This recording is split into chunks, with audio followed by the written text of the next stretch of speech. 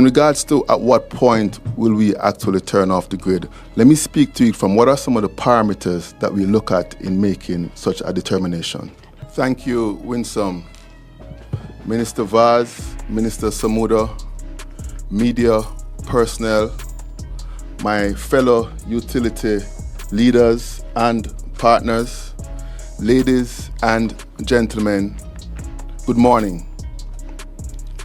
This morning, we stand united as utility providers, as our great nation and people braces for what could be a direct hit from a Category 4 or 5 hurricane.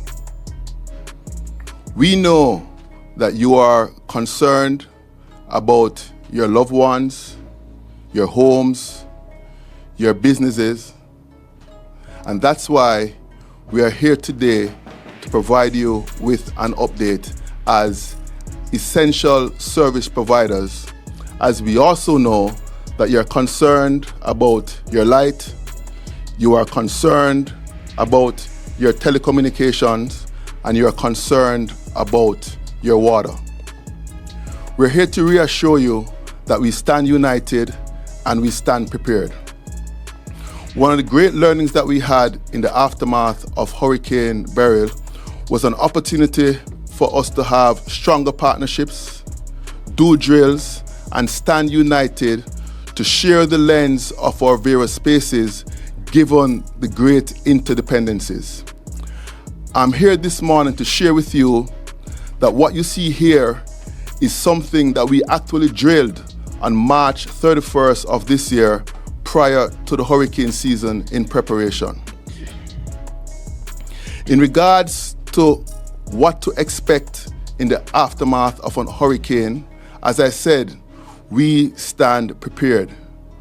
Our systems are ready, our people are ready, and we stand prepared to work with the various agencies in regards to a response.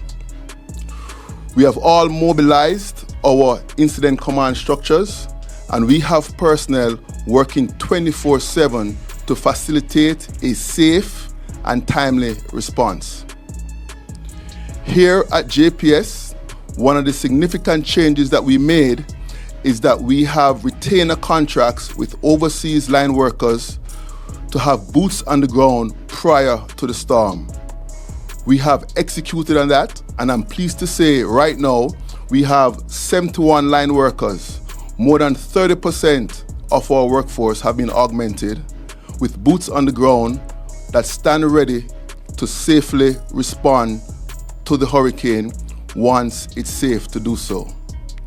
The other thing that we did is, through shared practices, we have had an incident command structure whereby we have daily check-ins with each other to understand what are the critical facilities in our various spaces and how we prioritize the restoration of those facilities so as a block we can provide the essential services that you're all depending on.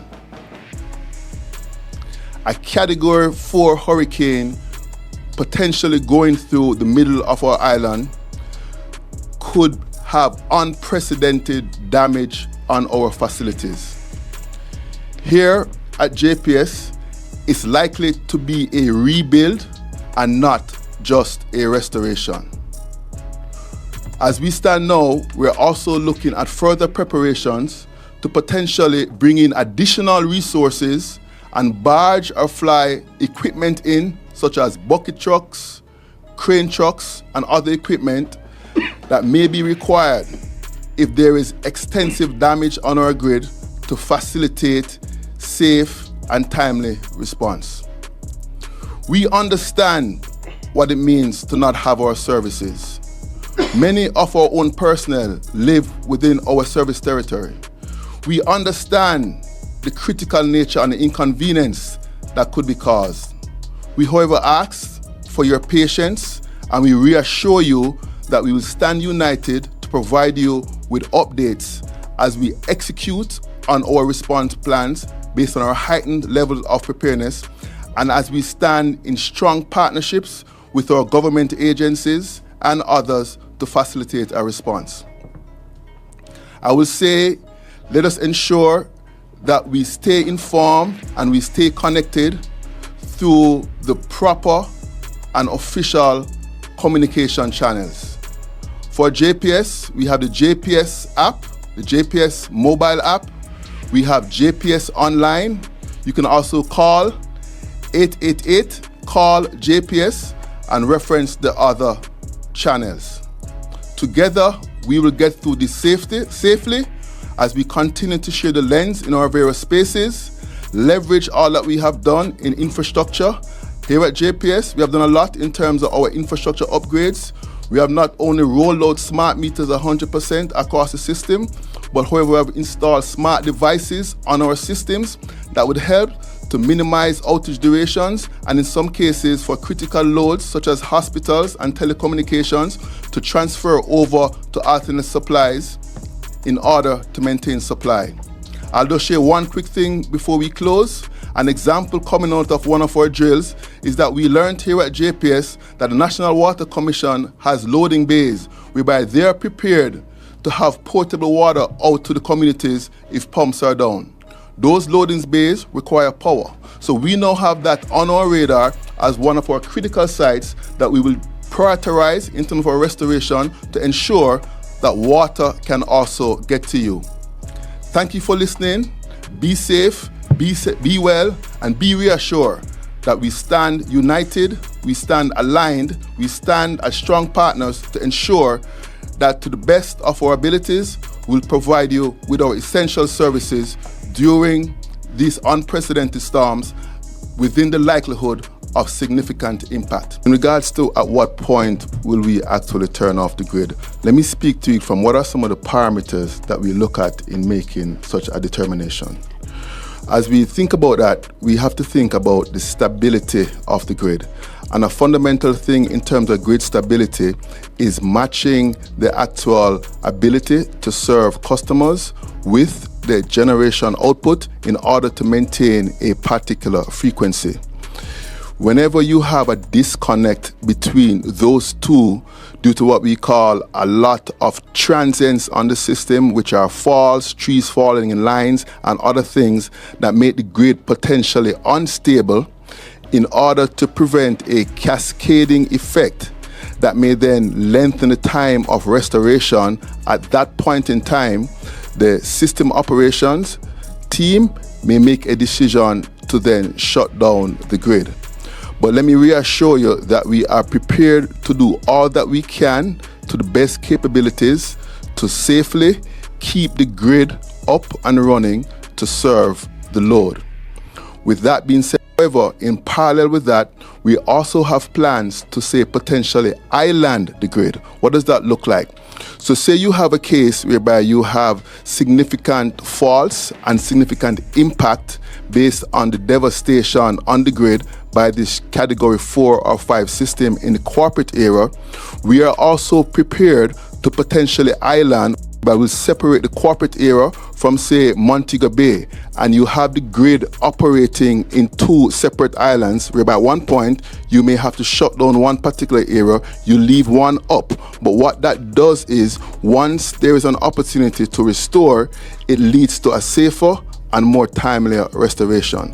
So to sum it up, we are prepared based on the changing conditions to make that decision. We don't want to have an unstable grid that can be in oscillation and then that can have a cascading effect. We are prepared to island the grid to allow stable service. In all cases, however, the focus is on the safety and the stability of the grid to reliably serve our customers. I'll just add one thing. Another factor that could inform that is the significant storm surges. We just heard that we're expecting storm surges of over 17 feet at some of our generating stations. Generating stations online right now are being supplied by alternate diesel oil and heavy fuel oil. If it's a case where the storm surges of such that it supersedes the levels of our generators, that may also be reason to shut down, because then you won't have the generation available. We have taken significant steps in items such as mobile high-velocity pumps, sandbags, ensure drains are cleared to facilitate our generating stations being online.